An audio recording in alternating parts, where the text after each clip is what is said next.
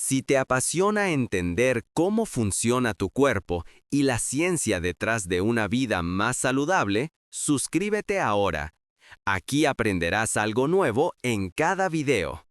Imagina por un momento que tu cuerpo no es una máquina defectuosa que hay que forzar, sino un compañero antiguo, alguien que ha caminado contigo durante décadas, tomando decisiones silenciosas para protegerte.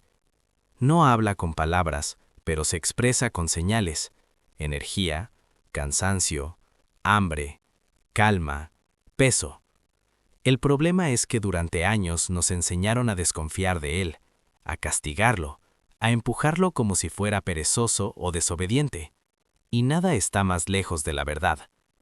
El metabolismo no es un enemigo lento ni una maldición genética. Es un sistema de supervivencia afinado por miles de generaciones. Funciona como un administrador prudente que siempre se hace la misma pregunta: ¿estamos a salvo? Para entender cómo mejorar el metabolismo, primero hay que cambiar la mirada. No se trata de imponer reglas externas, sino de aprender a pensar como piensa el cuerpo. Y el cuerpo solo entiende una cosa con absoluta claridad: disponibilidad de recursos. Desde la primera célula que apareció en este planeta, toda forma de vida ha vivido entre dos escenarios: abundancia y escasez. Nunca hubo una línea recta.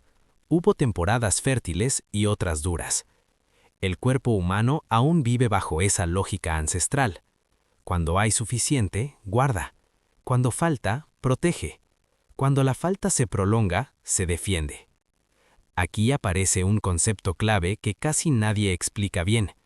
El cuerpo tiene una zona de seguridad, una franja estrecha donde se siente tranquilo. No es un número exacto en la balanza, es una sensación biológica de todo está bajo control. Mientras estés dentro de esa zona, el cuerpo coopera. Sale energía, el hambre es razonable, el gasto se mantiene estable. Pero cuando empiezas a salir de esa zona, por restricción severa, dietas extremas o señales constantes de escasez, el cuerpo no celebra tu esfuerzo, se alarma. Y no porque sea torpe, sino porque es inteligente. Muchos creen que comer menos siempre equivale a quemar más, pero el cuerpo no funciona con una calculadora simple, funciona como un hogar en invierno. Si siente que el combustible escasea, no abre las ventanas para gastar calor, baja el termostato.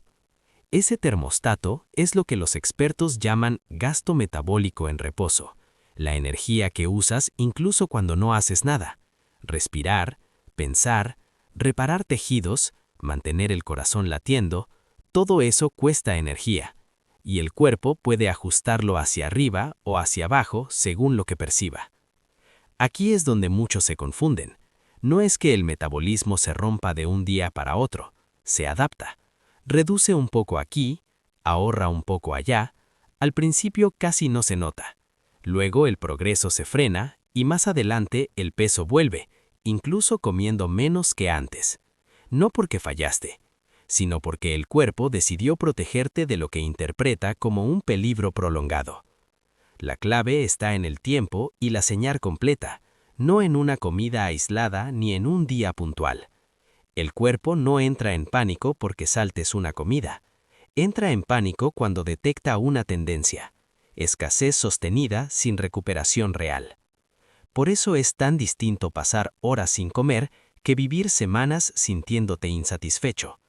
En el primer caso, el cuerpo reconoce un ciclo natural. En el segundo, percibe una amenaza.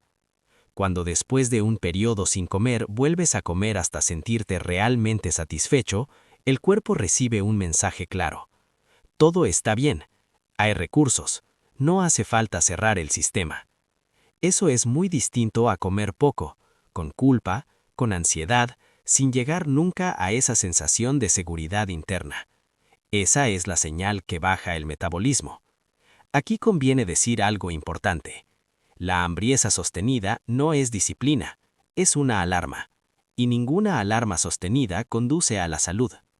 En la naturaleza, los ciclos de comida nunca fueron perfectos ni matemáticos.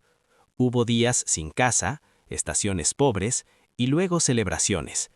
El cuerpo humano espera eso, Está preparado para eso. Lo que no espera es una restricción continua sin descanso, disfrazada de autocontrol. Entender esto cambia por completo la conversación. Ya no hablamos de luchar contra el cuerpo, sino de reconstruir la confianza con él, de demostrarle que no está siendo llevado hacia un lugar peligroso. Y cuando el cuerpo se siente seguro, algo notable ocurre. Vuelve a gastar energía con generosidad. Aquí es donde empieza el verdadero trabajo metabólico.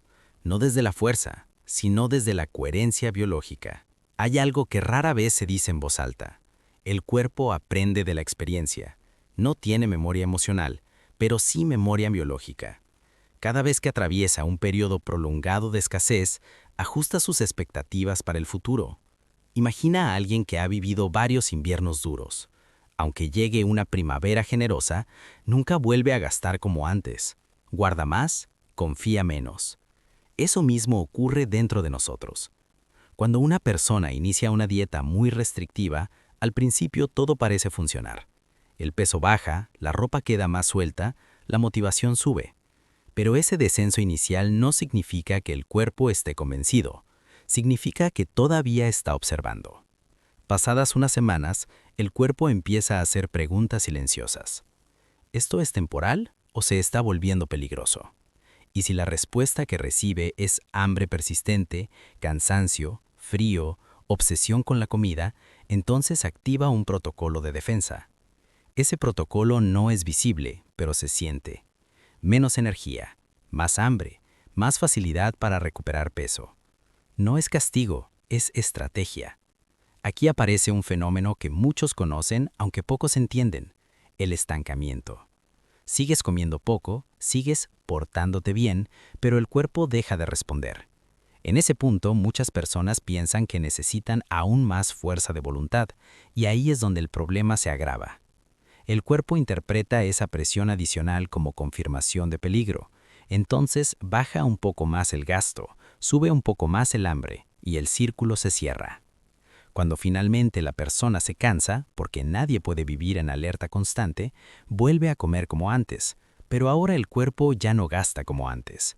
Resultado, el peso regresa y a veces trae compañía. Por eso no es correcto hablar de efecto rebote como si fuera un accidente. Es una respuesta predecible de un sistema que se sintió forzado a sobrevivir. A lo largo del tiempo, repetir este ciclo puede mover esa zona de seguridad a un nivel más alto.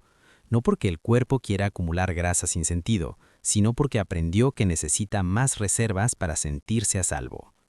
Aquí es donde muchas personas mayores de 45 años se sienten frustradas. Dicen, antes bajaba rápido, ahora todo es cuesta arriba. Y no solo es edad, es historia metabólica. Cada restricción severa deja una huella. Pero no todo está perdido. El cuerpo también sabe reaprender si se le dan las señales correctas. Para entender cómo hacerlo, necesitamos hablar de una diferencia crucial que suele confundirse. No es lo mismo ayunar con seguridad que vivir en escasez. Cuando una persona decide espaciar sus comidas, pero al comer lo hace con calma, alimentos reales y hasta sentirse satisfecha, el mensaje interno es muy distinto. El cuerpo lo reconoce como un patrón natural. Un periodo sin comida seguido de una reposición completa. Eso no amenaza. Eso entrena flexibilidad. En cambio, comer poco todo el tiempo, sin llegar nunca a la saciedad, mantiene al sistema en una tensión constante. No hay cierre del ciclo, no hay señal de seguridad. Es como respirar solo a medias. Aquí entra un factor del que se habla poco. La calidad de lo que comes importa tanto como la cantidad. No todos los alimentos generan la misma respuesta interna. Hay productos diseñados para estimular, para enganchar, para empujar a comer más sin dar verdadera nutrición. Cuando estos productos dominan la dieta, el cuerpo pierde su capacidad natural de autorregularse, no porque sea débil, sino porque está recibiendo señales artificiales, como un ruido constante que no le permite escuchar sus propios sensores. Los alimentos reales, en cambio, traen información, nutrientes, señales de saciedad, mensajes claros de «ya es suficiente». Cuando el cuerpo recibe eso, no necesita exagerar. Aquí se desmonta otro mito. No todas las personas compensan en exceso después de un ayuno. De hecho, muchas descubren que su apetito se normaliza cuando dejan de provocar picos artificiales de estimulación. El problema no es el tiempo sin comer, el problema es qué ocurre cuando vuelves a comer. Si el cuerpo se siente completo, satisfecho y nutrido, no activa mecanismos de defensa. Si se queda con la sensación de carencia, sí. Hasta ahora hemos hablado de percepción, de aprendizaje y de seguridad, pero hay otro actor fundamental en esta historia: las hormonas que deciden si guardas o usas energía, y ninguna es más influyente en ese aspecto que la insulina. En la próxima parte vamos a explorar cómo esta hormona puede convertirse en una aliada, o en el freno principal del metabolismo, especialmente después de los 40. Si el metabolismo fuera una orquesta, la insulina no sería un instrumento más, sería el director. No produce energía por sí sola, pero decide quién entra, quién se calla y cuándo empieza la música. Durante años se nos enseñó a verla de forma simplista: una hormona que baja el azúcar. Pero esa explicación se queda corta. La insulina, en esencia, es una señal de almacenamiento. Le dice al cuerpo: hay abundancia, guarda para después. Eso es algo bueno, hasta que la señal se vuelve constante. Imagina vivir con alguien que te repite todo el día: guarda, guarda, guarda. Aunque el armario esté lleno, seguirías acumulando. En algún momento ya no sabrías qué usar ni cuándo. Eso es exactamente lo que ocurre cuando la insulina está elevada de forma crónica. Cada vez que comemos alimentos que elevan rápidamente el azúcar en sangre, el cuerpo responde con insulina para llevar esa energía a las células. El problema no es el mecanismo, el problema es la frecuencia y la cantidad. Cuando esa señal se repite una y otra vez, día tras día, las células empiezan a cerrarse. No porque sean rebeldes, sino porque están saturadas. Es su manera de decir: ya es suficiente. A eso se le llama resistencia a la insulina. Y aquí sucede algo paradójico. El cuerpo produce más insulina para lograr el mismo efecto, pero cada vez logra menos. Mientras tanto, la energía queda atrapada en forma de reservas.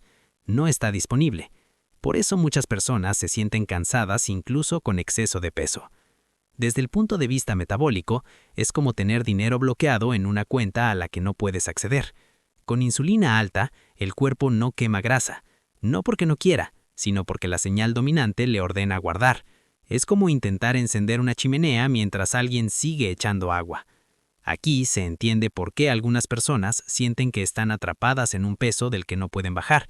No es falta de esfuerzo, es una señal hormonal que no permite el acceso a la energía almacenada. Y este estado afecta directamente al famoso punto de seguridad del que hablamos antes. Con insulina alta, el cuerpo cree que ese peso elevado es el nuevo equilibrio. No ve razón para cambiarlo.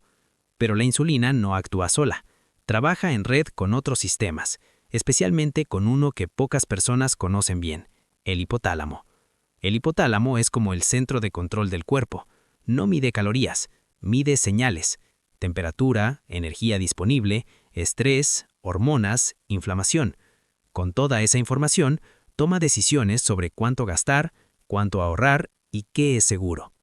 Si recibes señales constantes de insulina alta, estrés elevado, inflamación y escasez percibida, ajusta el sistema para sobrevivir, no para optimizar. Aquí es importante aclarar algo. Muchas personas piensan que el metabolismo se controla principalmente con músculo o ejercicio. Pero la mayor parte del gasto energético no ocurre en los músculos, sino en los órganos vitales: cerebro, hígado, corazón y riñones. Son ellos los que consumen la mayor parte de la energía diaria, incluso cuando estás sentado. Y esos órganos responden directamente a las señales hormonales y al estado interno general. Por eso puedes hacer mucho ejercicio y aún así sentir que el metabolismo no responde. El cuerpo puede estar gastando energía en movimiento, pero ahorrando en todo lo demás. El hígado, en particular, juega un papel central. Es el gran gestor del combustible. Y cuando está sobrecargado, por exceso de azúcar, alcohol o ciertos aceites industriales, empieza a perder sensibilidad a la insulina. Un hígado saturado envía un mensaje claro al resto del cuerpo: guarda, no es seguro gastar. Y ese mensaje se propaga. Aquí también entra en juego algo que muchas personas no relacionan con el metabolismo, la inflamación crónica. No la inflamación aguda de una herida, sino ese ruido interno constante provocado por alimentos ultraprocesados, químicos, estrés prolongado y desequilibrios internos. La inflamación distorsiona las señales. Es como un teléfono con interferencia. El hipotálamo recibe información confusa y toma decisiones conservadoras. Hasta ahora el patrón es claro. Señales de abundancia artificial, insulina alta. Insulina alta, bloqueo del uso de energía. Bloqueo, menor gasto basal. Menor gasto, punto de equilibrio más alto. Pero aquí viene la parte esperanzadora. Las señales pueden cambiar. Y cuando cambian de forma sostenida, el cuerpo responde. No de golpe, no con milagros, pero sí con coherencia. En la siguiente parte vamos a hablar de los factores silenciosos que influyen en estas señales. La edad real versus la edad biológica, el estrés, el intestino y por qué muchos cambios atribuidos al envejecimiento no son inevitables. A partir de cierta edad, muchas personas aceptan una idea sin cuestionarla. Es normal que todo se vuelva más lento. Y sí, el tiempo deja huella, pero aquí hay una distinción crucial que casi nadie explica. No todo lo que llamamos envejecimiento es realmente envejecimiento. Existe el paso natural de los años y existe el desgaste acumulado. El cuerpo humano alcanza su punto máximo relativamente temprano, pero la velocidad del descenso no está escrita en piedra. Depende, en gran parte, de las señales que ha recibido durante décadas: movimiento, descanso, nutrición, estrés, exposición a químicos, inflamación silenciosa. Muchas de las caídas metabólicas que se atribuyen a la edad son en realidad respuestas adaptativas a un entorno hostil mantenido en el tiempo. Uno de los factores más subestimados aquí es el estrés crónico. No el estrés puntual, sino ese estado constante de alerta que se vuelve normal. El cuerpo no distingue entre una amenaza real y una agenda siempre llena, preocupaciones financieras o falta de descanso profundo. Cuando el estrés se mantiene, el cuerpo libera hormonas que elevan el azúcar en sangre por si hace falta huir. Si esa huida nunca ocurre, el azúcar se queda circulando y la insulina entra en escena. Otra vez. Así el estrés se convierte en un socio silencioso de la resistencia a la insulina. Otro actor que empieza a ganar protagonismo con los años es el intestino. Durante mucho tiempo se pensó que solo servía para digerir. Hoy sabemos que es un centro de comunicación, producción hormonal e incluso regulación del apetito.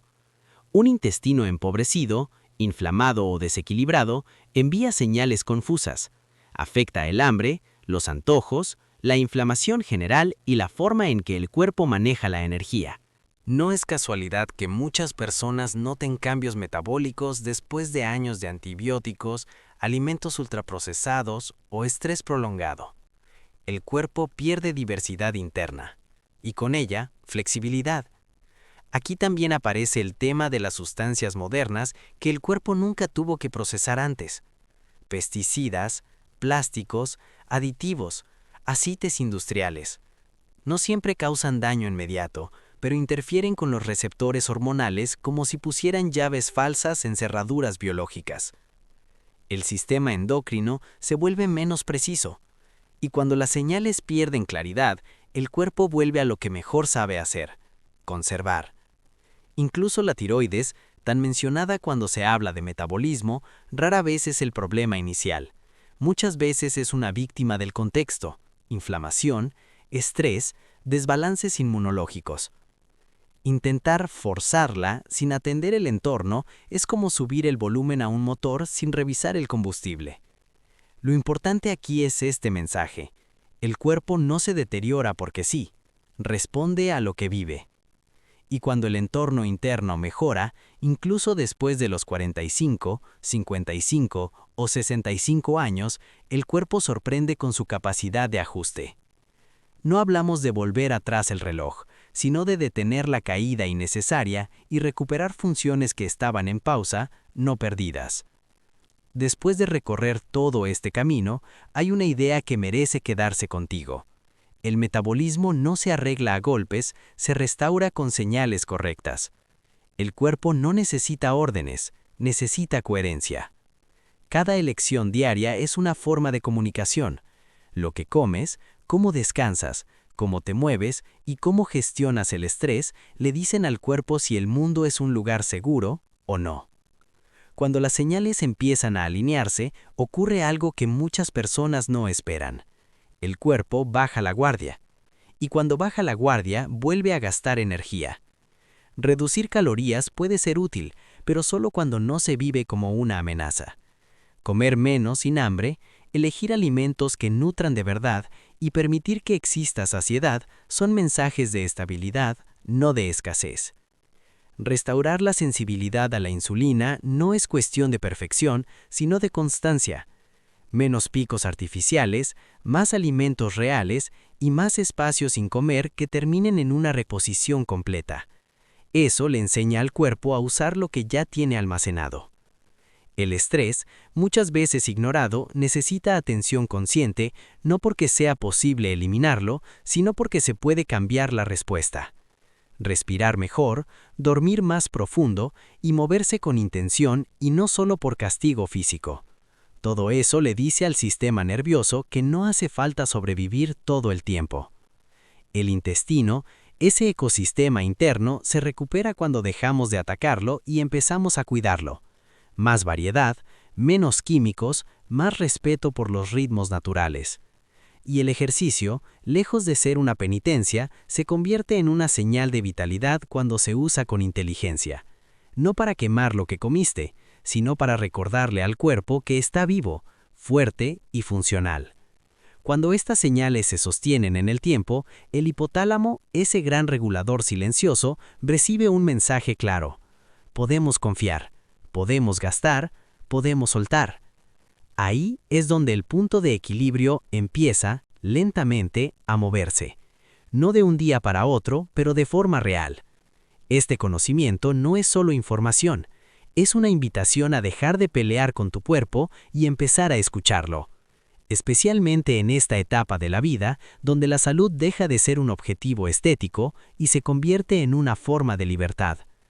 Si este enfoque te ayudó a ver tu metabolismo desde otro lugar, imagina lo que puedes aprender cuando entiendes cómo funciona realmente tu cuerpo, sin miedo y sin culpa. Aquí seguimos compartiendo ese conocimiento paso a paso, con respeto y claridad. Si quieres acompañarnos en ese camino, suscríbete al canal y quédate cerca. Tu cuerpo ha estado contigo toda la vida. Aprender a cuidarlo bien puede cambiar los años que vienen.